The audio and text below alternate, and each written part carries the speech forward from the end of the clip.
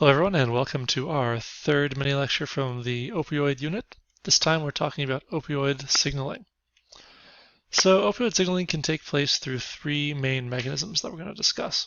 The first is through postsynaptic inhibition. In this instance, the presynaptic neuron releases the peptide across the synapse, and this binds to opioid receptors on the postsynaptic membrane, which will activate a G protein, which will then open potassium channels and cause a hyperpolarization of that membrane. So it's going to have an inhibitory effect, hence postsynaptic inhibition. We also have axoloxonic inhibition, and this is what it sounds like, where in blue here we have the opioid neuron that is synapsing onto the terminal of some other neuron. So this will activate a G protein coupled receptor, G protein coupled opiate receptor here in the terminal, which will cause the closing of calcium channels in this terminal. And as we talked about previously, calcium coming in through the terminals is really, really important for vesicular binding and release of neurotransmitters. So through the action, through this modulatory action on this terminal here, it's going to decrease the amount of neurotransmitter that is released from this terminal.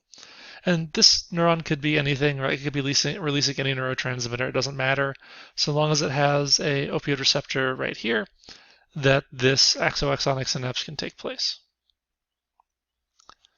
The last type that we're going to talk about is presynaptic inhibition.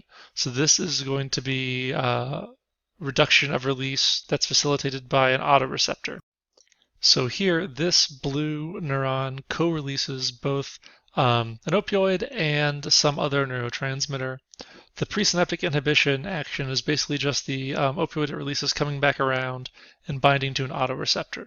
And we've talked about autoreceptors before. This works through a similar fashion to decrease the release of that co-released neurotransmitter.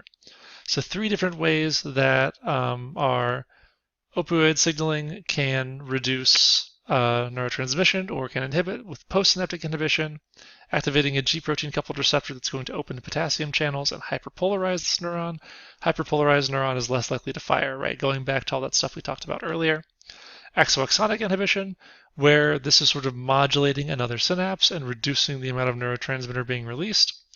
And then we have presynaptic inhibition, where the opioid is being co-released with another neurotransmitter, and through the action on this autoreceptor type receptor here, this presynaptic receptor, it's going to reduce that co-released neurotransmitter.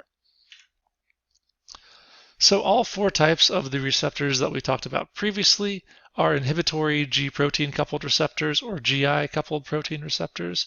Like other types of GI signaling we've talked about previously, these inhibit the action of adenylyl cyclase, which normally synthesizes the second messenger cyclic AMP.